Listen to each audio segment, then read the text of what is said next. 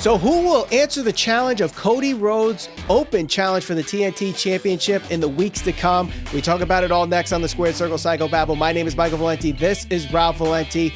Ralph, who's it going to be? We know that obviously people from AEW can challenge for this, but now we know, according to Twitter, non-AEW talent can challenge for the TNT Championship on AEW Dynamite on these weekly open challenges. So I think we got 4 non-AEW talent that I think would be great fits here. So let's start the conversation, Ralph. Who do you have outside of AEW answering the challenge for Cody Rhodes? So individuals outside of AEW that I could see potentially showing up and challenging Cody Rhodes for the title. One person that sticks out in my mind is certainly Nick Aldous.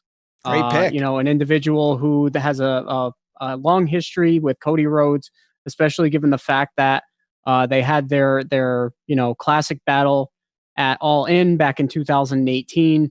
That was where Cody really, he ultimately defeated Aldous, took the title from him. I think eventually a couple of months later they had their rematch. Yep, the 2 out of 3 falls. Cody dropped the title to him, and I believe Aldous has actually held that title ever since. Certainly, that people is correct. Have challenged him. As far as NWA is concerned, I think that since Aldous has been the guy that has really been the face of that company, being the champion that he is, they've gotten much more popular.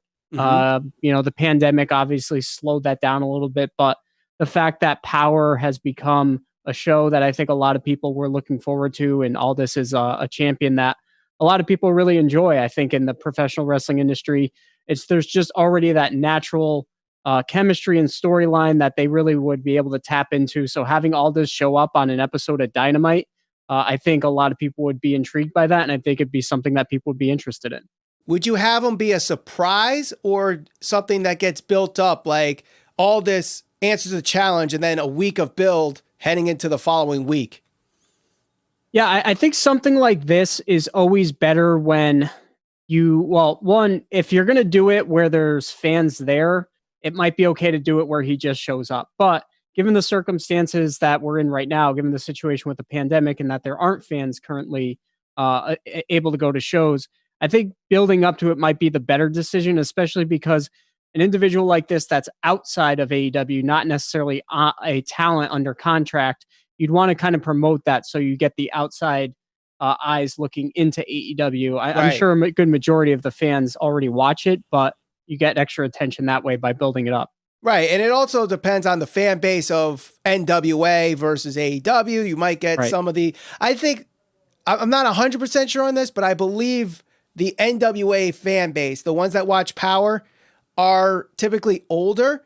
So in that regard, I would say that you might get some of those 50 plus guys that it seems like AEW can't seem to grab right now to get them over to that 1 million mark. So maybe Aldous would be a great position there to answer the call. We know that would be a good match between Cody and Nick Aldis. Title for title, champion versus champion. Showcase NWA with their top champion. Showcase Cody. Not only is he beating the best wrestlers in the world, but he's beating champions in the top promotions in the world. So that adds even more credibility to the TNT Championship. So I'm with you on that. I love the idea of Nick Aldis answering the challenge. I would love to have that promoted. Heck, I might even push it a couple weeks, have him, call out Cody. And then Cody saying, no, I'm not going to challenge you. I'm not going to challenge you till it gets to a breaking point where Cody eventually just answers the challenge and we get that Aldis versus Cody match. Another guy, you speak of Nick Aldis, a guy that has crossed over to NWA for gain in his promotion and, could do the same going into AEW. That could be a great guy to answer the challenge is Marty Scurll. I think Marty Scurll could be a great answer to the open challenge. Obviously, the Elite backstory, everyone could tie into that. That one, I don't know if you necessarily need a week's build or multiple weeks build. That one could be set off, when fans are back. Keep that going keep that on the back burner as long as possible till when fans are back. And maybe that first Dynamite, he comes out to answer the challenge. I think that would be amazing. And, both Nick Aldis and Marty Scurll have gone on record saying they want to work for AEW with their promotions, Ring of Honor and NWA. So this could be a way to use both talent shares to get their eyes on AEW, NWA, and Ring of Honor, and everybody wins. Yeah. And it's also interesting to note that higher up in AEW, or somebody who's definitely has some influence, Jim Ross, has always talked about how he wants to see the industry as a whole be successful. So Correct. These crossover promotions, while AEW hasn't necessarily done something where they've allowed their talent to go work within the United States, they've obviously been open to having talent from outside work within their promotion. Mm-hmm. We saw that to a limited extent with Jeff Cobb. So to think that a guy like Aldis, or even a guy like Marty Scurll, couldn't just show up to challenge for the title, I think that's naive to think that. I think that it's possible, and it's two situations that we could potentially see depending on how long Cody's run actually ends up being. Right. And, if this happens where we start with Marty Scurll and Nick Aldis and open that floodgate, think of all the other possibilities that could come in. You think about NWA. They have James Storm. They have Eli Drake. I know Ricky Starks just left, but as a free agent, he could jump on AEW and answer the challenge there. And they got a good talent share. Ring of Honor, you have Marty, Jeff Cobb, which you already brought up, Flip Gordon, PCO, everybody in Villain Enterprises. So, I mean, the ideas are endless, but it doesn't necessarily have to be guys in Ring of Honor, guys in NWA. It doesn't necessarily have to be unknown guys. It could be a guy that is well known for a one-off to add a lot of credibility to the title. Who do you think right now fits that bill? As they're not wrestling right now, they're a free agent, they're a name that could bring eyeballs to the product, eyeballs to the TNT Championship, and can give Cody a decent match? Well, I obviously am going to go with Sting. And I don't know if that's more of a guilty pleasure or just me thinking out loud and hoping that's something that we actually see. But when you talk about fans being able to come back and being able to have an actual crowd there, and the fact that I got to think that because there's going to be so much intrigue in Cody's open challenge and people just randomly showing up, that's a huge aspect in this championship run for him being fun. He wants to do this to kind of solidify himself and build prestige in the title by, just accumulating wins and defending the title each week. But you got to also think that a big part of making this fun for the fans is just people randomly showing up. So people outside of AEW, that's obviously going to be intriguing. But it will also be cool if certain legends end up showing up to challenge him for the title. We know that there's been a little bit of back and forth and a little bit of, talk between Sting and Cody over the last, 3 weeks or such. Yep, that's true. So imagine that. I mean, you have crowds, even if it's a small percentage of the crowd, it's not fully at 100%, but you have Sting come out and you have him challenge him for the title. I think that could be a cool moment that would absolutely get a lot of attention, whether that's on social media or just within the wrestling industry as a whole. Hopeful thinking, given the fact that Sting is obviously older, and he, has had some injuries, but he did say as recently as I want to say about 6 months ago, he would get in shape for one last match to go against The Undertaker. So, why the hell not? Maybe he'll get in shape to go against one last match against Cody Rhodes. I wouldn't expect it to be a classic, but that's one of those things you just want it to see it happen for the moment. Right. That would be a big moment for AEW in AEW's history. Right. And Cody is a wrestler that's safe enough where, a guy like Sting in his 60s does this one last match. You're not really cringing like, oh my God, he's going to do something very dangerous. Like some of these other wrestlers do, these flips and dives and Canadian destroyers or buckle bombs that could potentially end his career or permanently damage him. Like, what happened with Seth Rollins back at that Night of Champions a few years back. So I think, will it be a 5-star classic? Will it be something Meltzer talks about from years to come? Probably not, but it's going to get social media interaction. It's going to get people talking. I don't know if it's Mike Tyson-esque where it gets that crossover exposure, but I do think some of those fans, if they say Sting is coming, you get more viewers, and that's the name of the game at the end. But here's another storyline too. You bring up, names of the past in the wrestling industry. We all know that Cody is a second generation wrestler. His dad, obviously the great Dusty Rhodes. There's a lot of second generation wrestlers that can answer this challenge, whether they're in AEW or not. The guy that I say, and this is one that I threw in our conversation before we hit record, I didn't go with him, but now I'm going to decide to go with him as we're recording. And that is Brian Pillman Jr. I'm going to go with Brian Pillman Jr., guest of the Squared Circle Psycho Babble from last year. He was in the Casino Battle Royale at last year's Double or Nothing. Obviously, the second generation superstar, his father was Brian Pillman. This would be a great way to showcase a guy like him. I know there's a lot of MLW guys that were in that first Casino Battle Royale. So I think there might be some, maybe some partnership or some agreeing with AEW and MLW. This could be huge for that. And I think Brian Pillman Jr., being as young as he is, obviously the name Brian Pillman sticks as well. And I think these two could have a very decent match in the ring as well. So I'm going with Brian Pillman Jr. here as my last pick. Yeah, I think it's inevitable. Eventually, he's going to work his way up. I mean, MLW, and we talked about this, they have done a really, really, really good job at retaining talent and making sure that their talent did not go elsewhere. So I got to think that Brian Pillman Jr. is definitely on that list of talent that they don't want to go elsewhere. But I think as recently as maybe last year or the year before, he was like the rookie of the year. As far as professional wrestling is concerned. So he's certainly somebody who catches on very quick and has a lot of talent, and somebody that other companies, maybe WWE, AEW, Ring of whoever else, they're going to be interested in it. But whether this is a one-off or there's some type of partnership that's created to ensure that happens, I think it's inevitable that we do see that match somewhere down the line in some promotion. So I can certainly see that happening. Yeah. If not now, maybe later. Yeah. You bring up the MLW roster too. And I bring up second generation superstars. Jacob Fatu is there.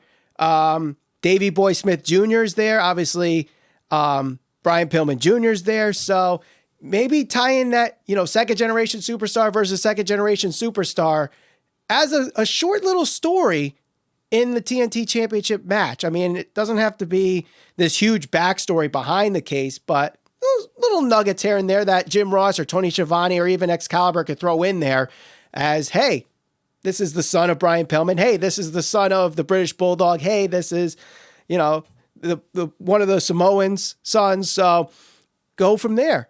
Now, obviously, we bring up all these outside AEW guys that could answer the challenge, but this is an AEW championship belt that AEW wrestlers should be answering the challenge for. So let's pick one. You pick one, I pick one, you go first. Who are you picking for an AEW talent to answer the TNT Championship Open Challenge?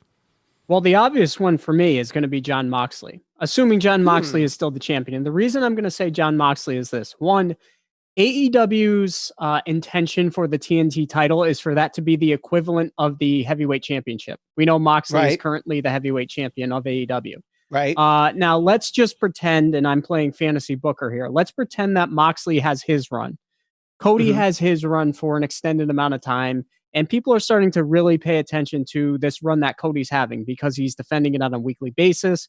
Moxley has been fairly active when he's, when he wasn't required to stay home because of the pandemic and all of that. He typically will wrestle on an episode of Dynamite. Yes. It hasn't necessarily been every single week, but he's fairly active. Now, knowing that their main goal is to ensure that the TNT title is viewed at the same level as the heavyweight championship, what better way to kind of ensure that happens than to have the two champions challenge each other? We know going back to when Hogan was a champion, Ultimate Warrior was the Intercontinental champion, they had the Ultimate Challenge. Some could debate that was successful. Some could say that it wasn't. It has probably a lot more to do with the people that were involved, given the Ultimate Warrior's limitations and the fact that Hogan was extremely popular and over than anything else. I don't think they're going to have that issue with a guy like Cody because Cody is pretty much loved by the fans. He can wrestle. He's great on the mic. So just that dynamic alone, knowing that these two can go in there and cut great promos on each other, is going to have some intrigue. You've got title versus title. And then a little known fact that maybe people forget about is when I believe Dustin or Cody, I believe at the time, was on his way or preparing to leave the WWE. Around that time, I believe, Dustin and Cody actually beat the Shield for the tag team championships at Battleground. They ended up saving their father's job. I think that's a little bit of intrigue that could be added to the match. The fact that, yes, the Rhodes family or the Rhodes brothers got a one-up over the current champion of AEW. Yeah. That's just one of those things. And we talked about this in our last episode, using historical facts or things that have happened in previous promotions to promote a current storyline. So that could help build tension between the two, acknowledging their past and then building towards the future and solidifying the TNT title at the same time. Right. No, I totally agree. I think that would be great. Obviously, it wouldn't be the first time they use a WWE storyline to progress an AEW storyline with Tyson and Jericho, although Jericho will say it's a Jericho storyline. But same thing. It could be a Cody Rhodes storyline or a Jon Moxley storyline. So I'm on board with that one. But here's my pick. And this is actually going to be the guy that I think actually ends up dethroning Cody for the TNT Championship. And it's Darby Allen. Now, I'm sure people are going to listen to this and say, we've already seen this match 3 times already. And Cody has won 2 out of those 3, the other one ending in a time limit draw. But that's part of the story here. Darby has, lost all these matches. One time it was Arn Anderson getting involved. The other one was, he went for the coffin drop and got flipped over, got caught in a wrestling move. There's always been some kind of like quasi controversy to his finishes. Put him in this match, have him answer the challenge, and just let him win clean, that he actually beat Cody. And that will be his ultimate, what's the word I'm looking for? Crowning moment. Crowning moment. Thank you. Crowning moment where he wins his first championship in AEW. In a big match. Let this, have this go like 4 or 5 months down the road. Cody has a really good run, and then Darby answers the challenge. And here's the thing. We've seen it 3 times, yes. But are you really complaining about any of those 3 matches? Those 3 matches were very good. If not one of the best matches AEW ever produced so far in their little over a year of existence. So I'm totally for Darby Allen versus Cody Rhodes for the TNT Championship. And I would say, I'm making the prediction right now, Darby Allen is the one that dethrones Cody Rhodes and becomes the second TNT champion. Yeah, I definitely agree. I mean, if it's not going to be him, it might be MJF. But either way, I think that Darby Allen is definitely the best choice. I know that a lot of people are disappointed in the fact that he's not getting pushed the way that people would hope to see him get pushed. But we always talk about this. Let the story develop. I think the story that they're trying to tell with the career of Darby Allen is he's the guy that can pretty much get to the point where he's able to compete against top tier talent, but not necessarily beat the top tier talent. I think he has losses to Moxley. He has a loss to Jericho, I believe. Yep. And Cody. His obviously the story with Cody. So him actually achieving that moment or reaching that moment, that will kind of be the pinnacle of his career that will solidify him as a top guy in AEW. If it's not any different than really when you look at the movie Rocky, right? So Rocky's first goal in the original Rocky movie was he just wanted to be able to hang with the champ. And then in the second one, he said he wanted to win that belt. So it's very similar in that sense. Let him chase the title. And then when the time is right, after it's a long established championship run for Cody, let Darby be the guy to take the belt off him. Right. And, it's not necessarily where he needs to chase now because he's got this thing with Taz and Brian Cage. Yeah. So you can let that simmer for a while. Maybe he gets the big win over Brian Cage. And then that elevates him to say, hey, if I could beat Brian Cage, I could beat Cody Rhodes. So I'm all for it. And you know what? These are just 6 names that we're throwing out there, but there's plenty of names that you could put to answer the challenge for Cody Rhodes. So let us know in the comments who you think will answer the challenge of the TNT Championship, whether they're from AEW or outside AEW. Don't forget to share us all over social media. We're on Facebook, Instagram, and Twitter, SCPV Podcast. And for news, reviews, and conversations on all things pro wrestling, subscribe. Hit that bell for notifications. For Ralph Valenti, my name is Michael Valenti. Thank you for watching the Squared Circle Psychobabble.